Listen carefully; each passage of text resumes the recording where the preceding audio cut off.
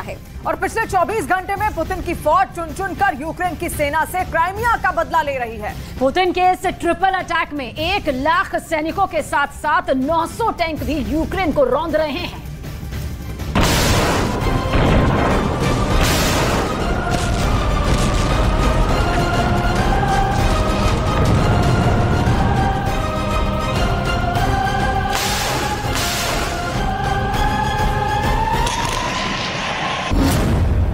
Storm Z के हमले शुरू।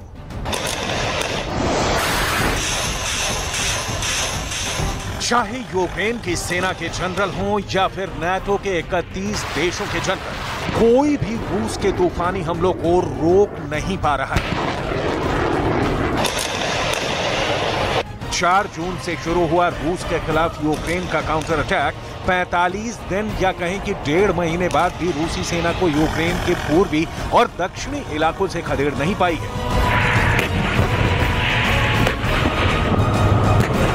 ऐसे भयानक हालातों के बीच यूक्रेन के जनरलों को जो खुफिया जानकारी मिली है, उसने ज़ेलेंस्की के साथ साथ नाटो के भी होश उड़ा दिए हैं। यूक्रेन के कमांडर और जनरलों ने चेतावनी दी है कि पुतिन ने बेहद खुफिया तरीके से यूक्रेन के खार्किव इलाके में स्टॉर्म ज़ेड के तहत हमले शुरू कर दिए हैं। हम आपको आगे बताएंगे कि आखिर क्या है पुतिन का स्टॉर्म ज़ेड हमला। लेकिन आप इतना जान लीजिए कि पहली बार पुतिन के सबसे माहिर 1 लाख सैनिकों ने खार्किव इलाके पर हमले शुरू कर दिए हैं। खार्किव में उतारे रूस ने 1 लाख सैनिक। रूस के स्टॉर्म ज़ेड हमलों की तीव्रता का आप इसी से अंदाजा लगा सकते हैं कि महज 24 घंटे के अंदर रूसी सेना ने खार्किव इलाके के लीमन और कुपियांस्क में 1000 टैंकों के साथ हमला किया है। दावा किया जा रहा है कि रूस के 1000 टैंकों को T-90, T-72, T-80 टैंकों से हमले शुरू किए हैं। रूस का दावा है कि यूक्रेन ने काउंटर अटैक के लिए जिन सैनिकों और घातक हथियारों को खार्किव में भेजा था, उसे रूस अगले 72 घंटे में पूरी तरह से तबाह कर डालेगा। रूस के स्टॉर्म ज़ेड हमलों में 1000 टैंकों का पुतिन की सेना पहली बार इस्तेमाल कर रही है। 1000 टैंकों से पुतिन का हमला। नाटो देश लिथुआनिया में नाटो के 31 देशों की मीटिंग में ज़ेलेंस्की को भरोसा दिलाया गया था कि रूस के घातक हमलों से बचाने के लिए यूक्रेन को हर तरह के घातक हथियार दिए जाएंगे। अमेरिका, ब्रिटेन, जर्मनी और फ्रांस ने तो यहां तक दावा किया था कि रूस की सेना और उसके हथियार बुरी तरह से तबाह हो रहे हैं। इसीलिए अब रूस ज्यादा घातक हमले यूक्रेन पर नहीं कर पाएगा। यूक्रेन के जनरल भी लंबे चौड़े दावे कर रहे थे कि यूक्रेनी सेना ने 17 महीने से ज्यादा की जंग में रूस के 2.5 लाख सैनिकों को मार डाला है। लेकिन देखिए, 350 वर्ग किलोमीटर में फैले यूक्रेन के खार्किव इलाके पर पुतिन ने अपनी सेना से ट्रिपल अटैक शुरू कर दिया है। हैरानी की बात तो यह है कि रूस ने स्टॉर्म ज़ेड हमलों पर कोई बड़ा दावा नहीं किया है, बल्कि यूक्रेन के जनरल और कमांडर दावा कर रहे हैं कि रूस के स्टॉर्म ज़ेड हमले शुरू हो गए हैं। पहले हम आपको दिखाते हैं कि आखिर रूस के स्टॉर्म ज़ेड हमले हैं क्या।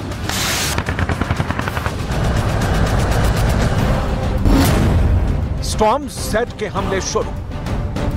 यूक्रेन के कमांडरों की चेतावनी के मुताबिक रूस ने यूक्रेन के खार्किव इलाकों में ट्रिपल अटैक शुरू कर दिए हैं। रूस की सेना ने खार्किव के लीमान और कुपियांस्क पर हमले शुरू किए हैं। स्टॉर्म ज़ेड के तहत पुतिन के पहले अटैक में 1 लाख सैनिक और 900 टैंक शामिल हैं, जो लीमान और कुपियांस्क को रौंदते हुए आगे बढ़ रहे हैं। जानकारों के मुताबिक इस वक्त रूस की सेना पूर्व और दक्षिण इलाके को खास तौर से टारगेट कर रही है। खार्किव में 900 टैंक और 1 लाख सैनिकों से हमला रूस ने इसलिए भी किया है ताकि यूक्रेन के सबसे एडवांस और घातक हथियारों को तबाह किया जा सके।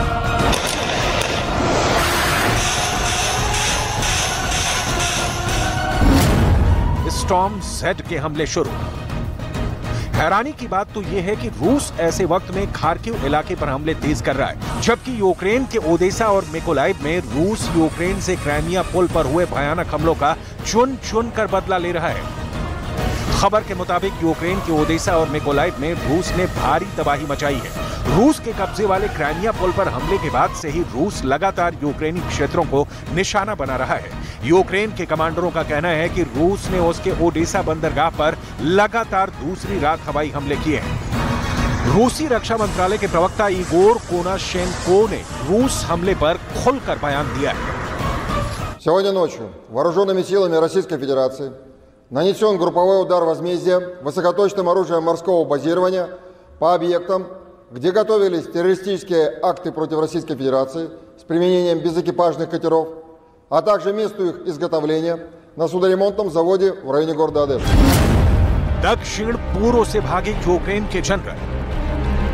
पूर्व से दक्षिण तक पिछले 24 से 36 घंटे के अंदर रूसी सेनाएं यूक्रेन सेना पर भारी पड़ती जा रही हैं। हारते और पिटते यूक्रेन की हालत देखकर America, France, Britain, Germany, Poland जैसे नेटो देश भी यूक्रेनी सेना के काउंटर अटैक को लेकर बेहद नाराज होने लगे हैं। उन्हें ऐसा लग रहा है कि यूक्रेन अपने युद्ध में नेटो को जानबूझकर इतना फंसा रहा है ताकि नेटो को रूस के खिलाफ सीधा युद्ध करने के लिए मजबूर होना पड़े। रूस ने जिस तरह से यूक्रेन के खार्किव में ट्रिपल अटैक किए हैं वो हैरान करने वाले हैं।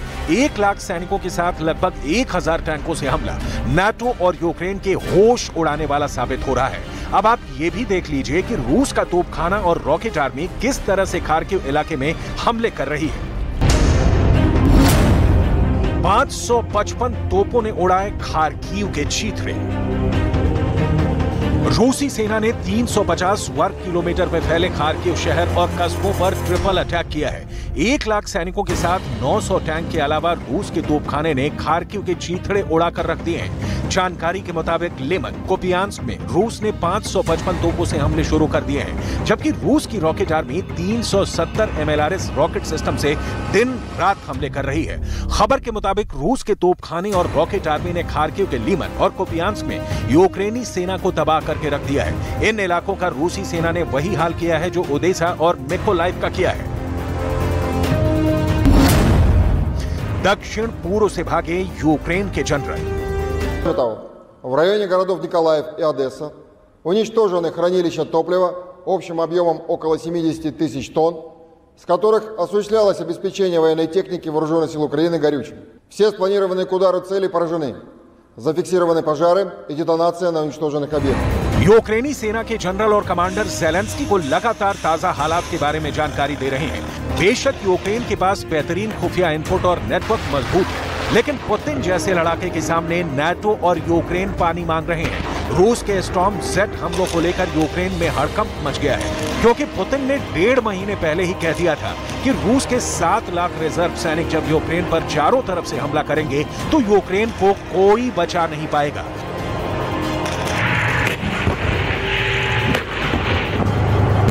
रूस ने तो दावा कर दिया है कि उसकी सेना उत्तर पूर्वी खार्किव क्षेत्र के एक महत्वपूर्ण रेलवे जंक्शन कोपियांस्क की दिशा में 2 किलोमीटर तक आगे बढ़ गई है। वहीं यूक्रेन की उप रक्षा मंत्री हन्ना मलियार ने कहा कि यूक्रेनी सेना ने पूर्व में बखमूत के पास नई बढ़त हासिल की है।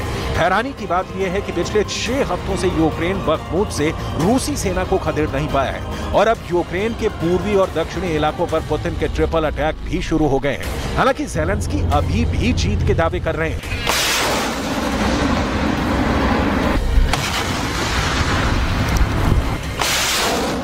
Всі розуміти дуже чітко, максимально чітко, що російські сили на наших південних та східних землях вкладаються усім, чим можуть в те, щоб зупинити наших воїнів. І кожна 1000 метрів просування вперед, кожен успіх кожної нашої бойової бригади заслуговує на вдячність. Усі, хто йде на штурм.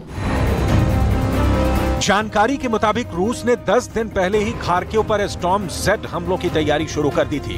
इसका सबूत आप इन तस्वीरों में देख सकते हैं। इस वक्त रूसी सेना के जनरलों और लीडर्स में युद्ध करने की जबरदस्त भूख जाग गई है। रूस को एहसास हो चुका है कि नाटो यूक्रेन को हथियार से ज्यादा कोई मदद नहीं कर पाएगा। इसीलिए अब रूस ने अगले 10 दिन में यूक्रेन के पूर्वी और दक्षिणी इलाकों पर पूरी तरह से कब्जा करने का प्लान बना लिया है।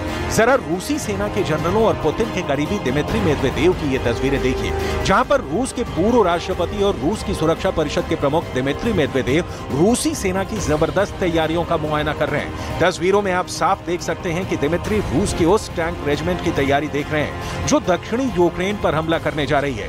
दावा किया गया है कि ये तस्वीरें रूस के टोट्स्कोय रेंज की हैं, जहां रूसी सेना बड़ा हमला करने की तैयारी कर रही है। टोट्स्कोय रेंज वही इलाका है जहां 1954 में रूस ने परमाणु विस्फोट का अभ्यास किया था। यानी रूसी सेना परमाणु विस्फोट वाले इलाके में जबरदस्त सैन्य अभ्यास करने में जुटी है। पुतिन ने भी साफ कह दिया है कि चाहे यूक्रेन के लेपर्ड टैंक हो या फिर अमेरिका से मिलने वाले F-16 लड़ाकू जेट, रूसी सेना सभी को जलाकर भस्म कर रही है। В сфере мировых финансов, потому что, используя доллар как инструмент вооруженной борьбы, а по-другому и не скажешь, они порождают сомнения в надежности американской валюты как... स्टॉर्म Z के हमले शुरू। यूक्रेन के खिलाफ अचानक 1 लाख सैनिकों को खार्किव में उतारना पुतिन की बहुत बड़ी रणनीति है। अब मजबूरी में यूक्रेन को अपने रिजर्व सैनिकों को जंग में उतारना पड़ेगा। ऐसा करने पर यूक्रेन के बहुत ज्यादा सैनिक रूस के स्टॉर्म Z हमलों में मारे जाएंगे।